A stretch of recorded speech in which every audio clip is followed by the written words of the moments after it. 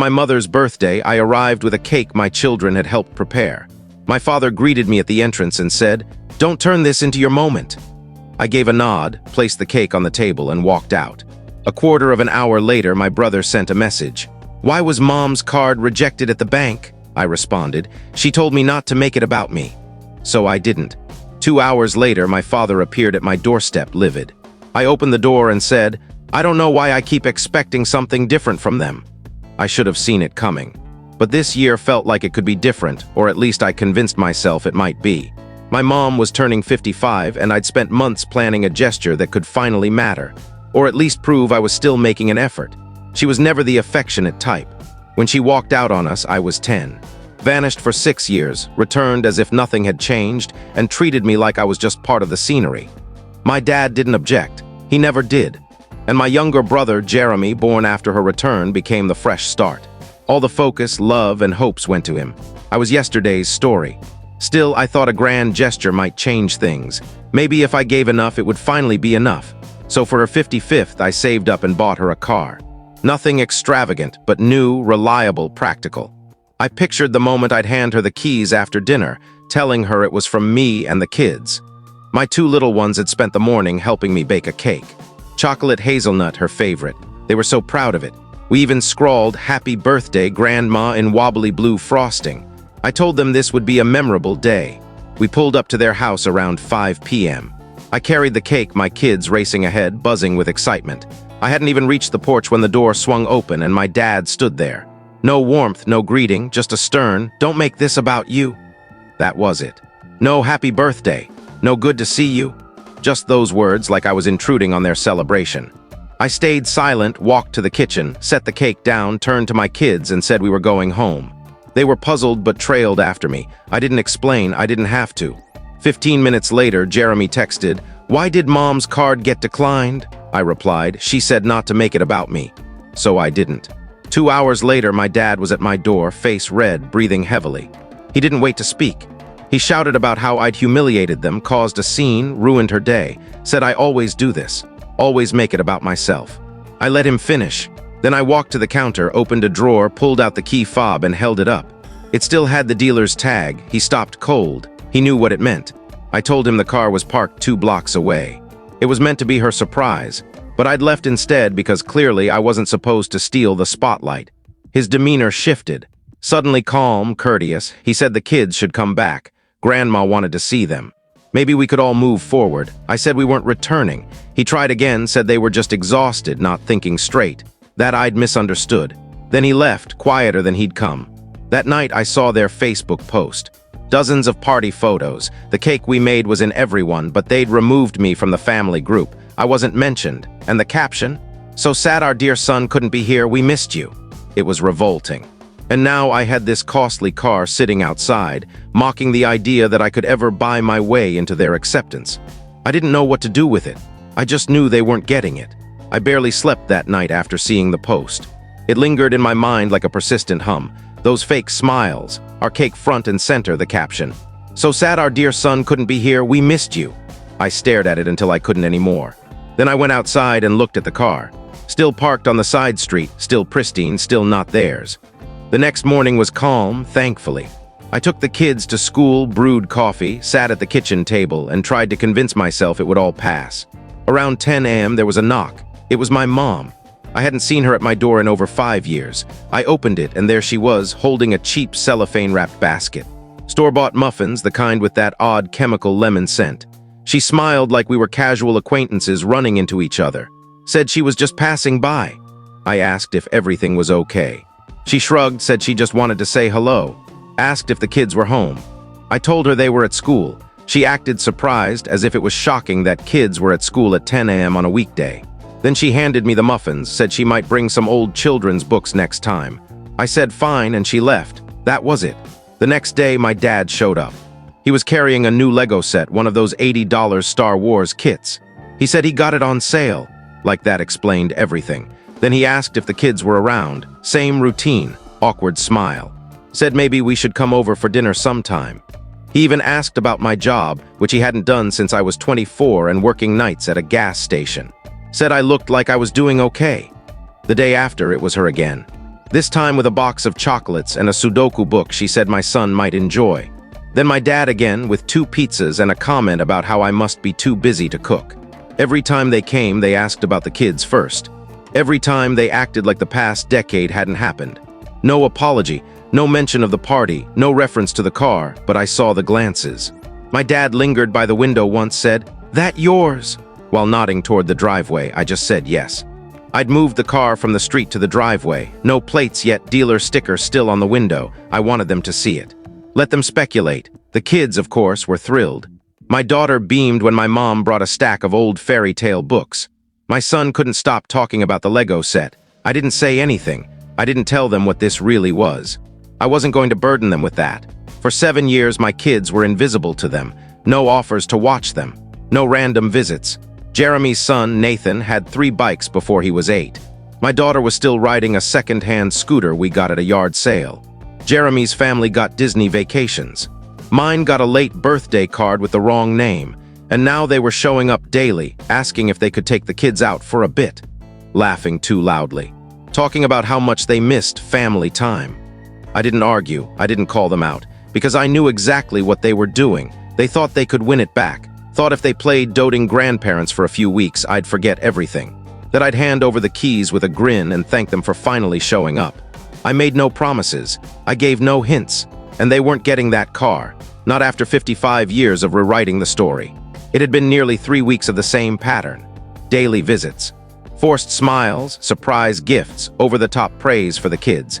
They never stayed long, just enough to make an impression, to leave something behind, to sow a little more confusion in my children's minds about who their grandparents were. I played along. I wasn't rude. I didn't confront them, but I didn't encourage it either. Then one Tuesday afternoon, things changed. My mom showed up again unannounced, but this time she brought Nathan, Jeremy's son. She said they were headed to a dentist appointment nearby and thought they'd drop by. Nathan barged in like he owned the place, didn't even say hello. He went straight to my son's room and shut the door. 10 minutes later, my son came into the living room holding a comic book torn in half. I looked at him. He didn't cry, just stood there and said, "Nathan said it was dumb." I walked to the hallway, opened the door. Nathan was lounging on the bed, playing with my son's Switch. My mom was in the kitchen, pretending to flip through the Sudoku book she'd brought last week. I told her we were done for today. She didn't budge at first. Just kept her eyes on the book and said, "No need to overreact." I repeated myself slower. "We're done." She got up without a word, called Nathan and left. Didn't even shut the door.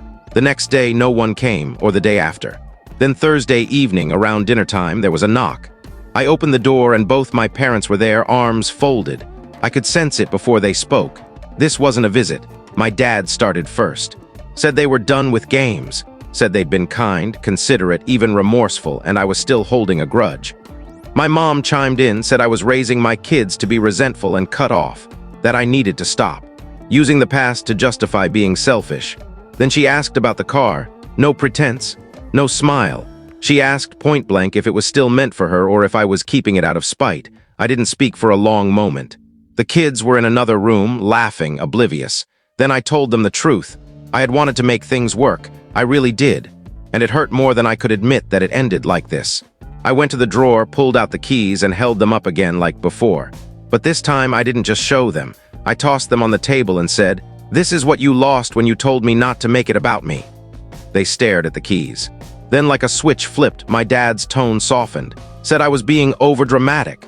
Asked if the kids wanted to visit Grandma's. Said she was waiting for them. Said Nathan would be there and they had bakery cake this time.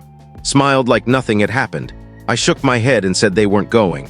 He gave a short, fake laugh and said, "You know they're still waiting for you, right? They're just a little frustrated." I didn't respond, just waited. Eventually they left, not angry this time, just unsettled, maybe shaken.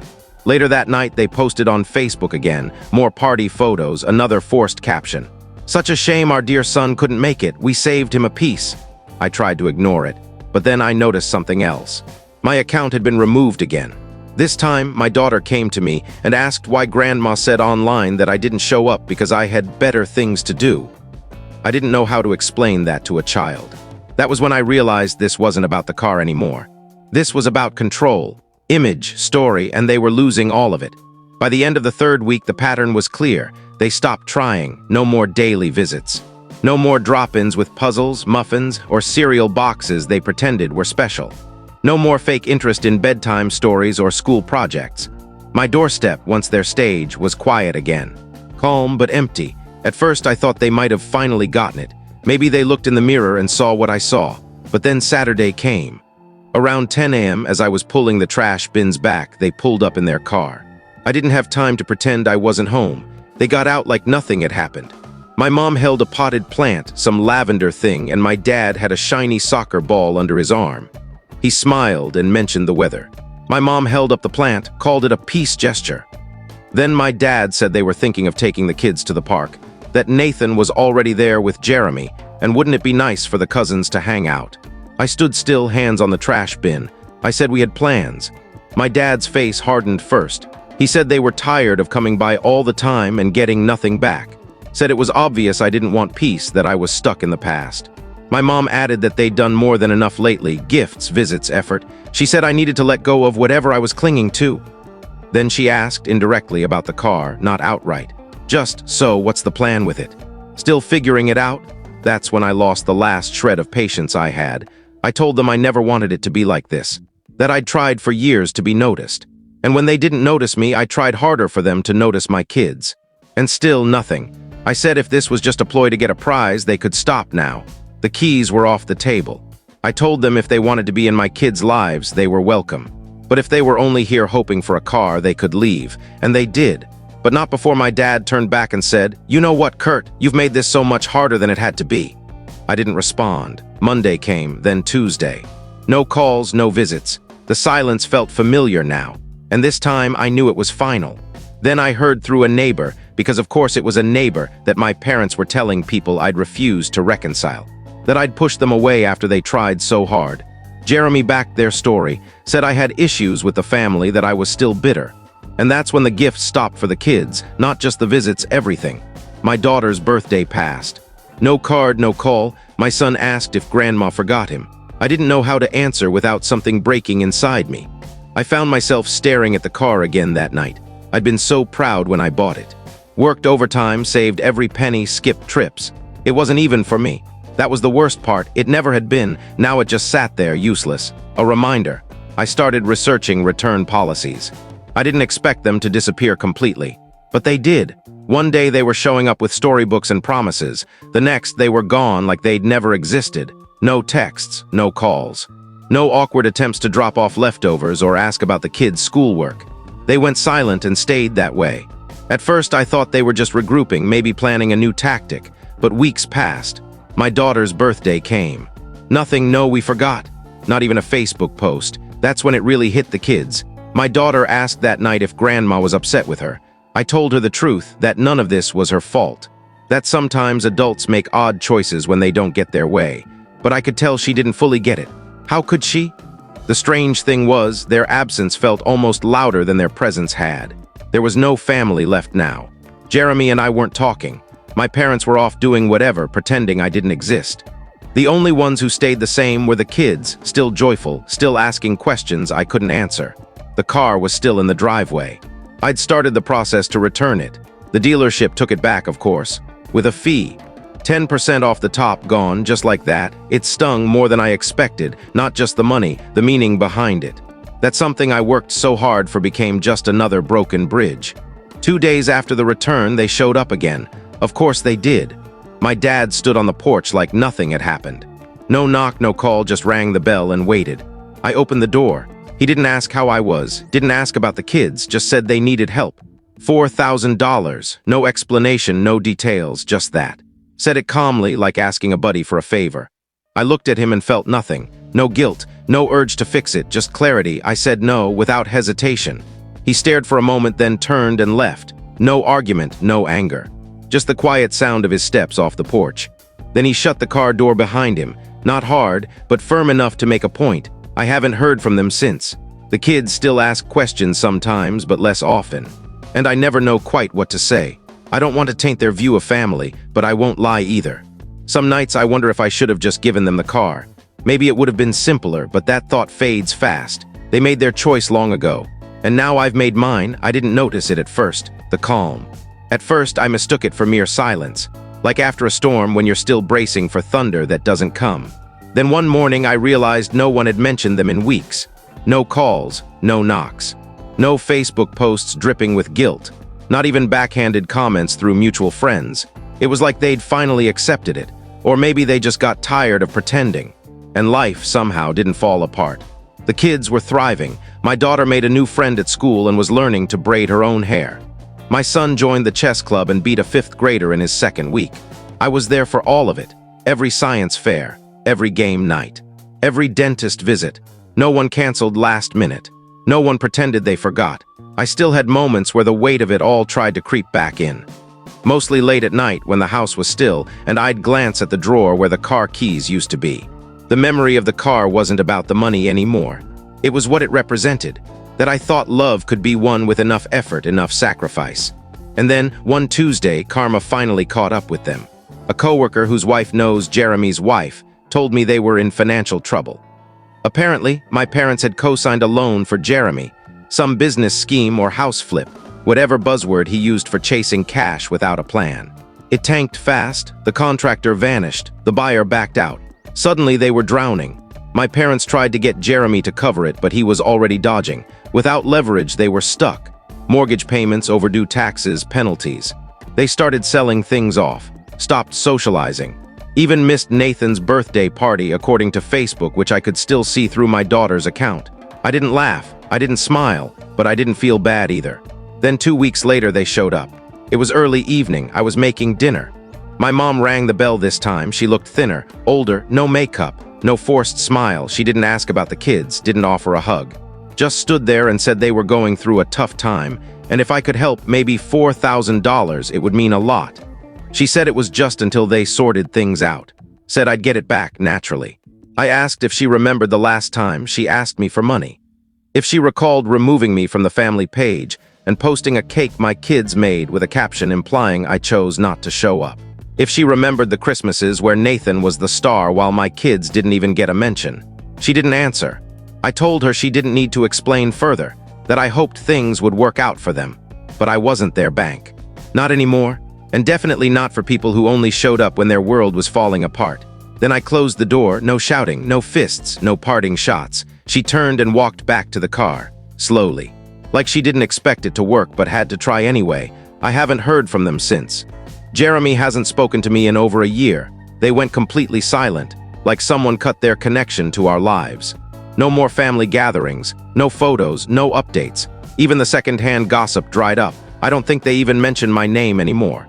The kids noticed at first, but eventually the questions faded. They still have their moments.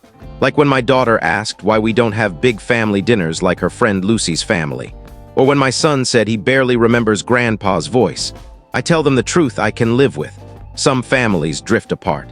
Not because they want to, but because someone kept pushing the distance until it became permanent. Now it's just us. And somehow that's enough. We're okay. We laugh. We bicker over movie choices. We eat bad pancakes on Saturday mornings and good cereal for dinner when we're too tired to cook. They lost us. And that's on them. It had been about 6 weeks since my mom came asking for money. Since then, nothing. Not a text. Not a voicemail. Not even a generic birthday card for the kids. I'd settled into that as the new normal. And honestly, it was working. Then something odd happened. It was a Tuesday afternoon. One of those uneventful days where nothing stands out. I was sorting the mail, bills, grocery ads, junk, and then I saw it. A cream-colored envelope with no return address. The handwriting on the front was unfamiliar, neat but unsteady.